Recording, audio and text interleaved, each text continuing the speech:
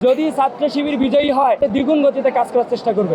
আমরা আরও দেখেছি এক নারী বোন, এক না প্রায় একাধিক নারী বোন এসে বলছে অমুক দলের পোলিং এজেন্ট সে আমার সামনে এসে আমি কোথায় ভোট দিয়েছি এটা অবজার্ভ করেছে। তিনি হচ্ছেন ভয় ভীতি শিকার হচ্ছেন। আমরা দেখেছি নারীদের প্রতি কেন তাদের এত ক্ষোভ, নারীদের প্রতি আস্থার জায়গাটা কোথায়। আমরা বারবার এটা খেয়াল করেছিলাম, আজকেও তাদের এটার এই ফলাফলটা আমরা দেখছি। আমরা আরও কয়েকটা ডিপার্টমেন্টের স্পেসিফিকভাবে নাম বলছি। ইকোনমিক্স ডিপার্টমেন্টে একেবারেই সেন্টারের ভিতরে ছাত্রদল সমর্থিত সেই প্যাডটা দিয়ে তারা ক্যাম্পেইন চালাচ্ছে, অথচ ওই সেন্টারের ভিতরে অন্য কোনো প্যানেলের প্রার্থীরা ঢুকতেই পারতেছে না। এটা কেন, কোন ধরনের দ্বিচারিতা, এটা আমাদের প্রশ্ন। একই কথা আমাদের পলিটিক্যাল সায়েন্সের ক্ষেত্রে ঘটছে। পোলিং এজেন্টরা কেন তারা ভিতরে থাকা অবস্থায় আবার বাইরে এসে ক্যাম্পেইন করে আবার ভিতরে ঢুকতেছে। এই ধরনের সমস্যাগুলো আমরা বারবার ফেস করতেছি। তো আজকের ওভারঅল অবজারভেশন, আমরা নির্বাচন কমিশনার সহ বিশ্ববিদ্যালয় প্রশাসনের সহযোগী হিসেবে থাকতে চাই, কিন্তু তাদের যদি এইরকম দ্বৈতমূলক আচরণ থাকে, দ্বিচারিতা থাকে, তাহলে শিক্ষার্থীরা এবং প্রার্থীরা তাদেরকে সমূলে সেটাকে প্রতিরোধ করবে বলে আমরা আশা রাখি ইনশাল্লাহ। কোনো প্রশ্ন নেই, এক কথাই বলি, নির্বাচন যারা শুরু থেকে চায় নাই এরা বানচালের চেষ্টা করবে। শেষ মুহূর্তে এসে এটা বলবে। পরশুদিন মাগরিবের পরে স্পষ্টভাবে লিখিতভাবে প্রত্যেকটা প্যানেলিস্টে পক্ষ থেকে সিগনেচার দেওয়া হয়েছে যে ভোট গ্রহণ দুইটা পদ্ধতিতে হবে।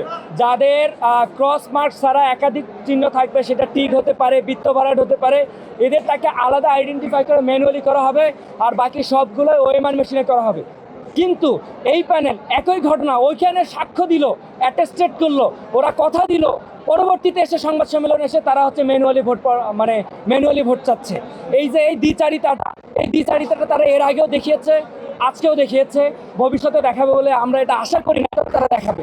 তবে তারা আজকে আমাদের কাছে যে কোশ্চেনটা ভাই বললো যে যদি বর্জন করবে কিনা, বর্জনের তো প্রশ্ন ওঠে না। আমরা দেখেছি শিক্ষার্থীরা উৎসবমুখর পরিবেশে তারা তাদের ম্যান্ডেটটা দিচ্ছে, এবং আমরা আশাবাদী তারা বুঝে যে এই বিশ্ববিদ্যালয় 20 বছর পিছিয়ে আছে, কোন জায়গায় ম্যান্ডেটটা গেলে বিশ্ববিদ্যালয় আর পিছিয়ে থাকবে না, তারা এটা বুঝে তারা সঠিক জায়গায় ম্যান্ডেট দিয়েছে।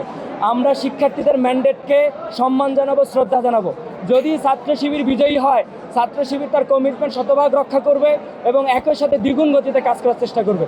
আর যারা যদি আল্লাহ না করুক বিজয়ী না হয়, অবশ্যই যারা বিজয়ী হবে তাদের সহযোগী হিসেবে থাকবো, এবং ছাত্র শিবির তার নিজস্ব ব্যানারে কাজ করবে ইনশাল্লাহ। আর আমাদের অভিযোগগুলো লিখিত দেওয়া হয়েছে কিনা, আমরা লিখিত মৌখিকভাবে গিয়ে বারবার বলেছি, প্রক্টর অফিস থেকে আমাদের নির্বাচন কমিশনের সরাসরি গিয়ে বলেছি, এখানে তো খাতা কলম নেই, কয়টা লিখিত দিব, কয়টা সেন্টারে যাব। এই ম্যানেজমেন্টের সমস্যা, এই পলিটিক্যাল সায়েন্সের সমস্যা, এই ইসলামিক স্টাডিজের সমস্যা, ম্যাথের সমস্যা, তো সব জায়গায় তো সমস্যা করতেছে, কয়টা জায়গায় যাব। নির্বাচন কমিশনারের মেসেজটা প্রিজাইডিং অফিসার পর্যন্ত ক্লিয়ারলি যাচ্ছে না।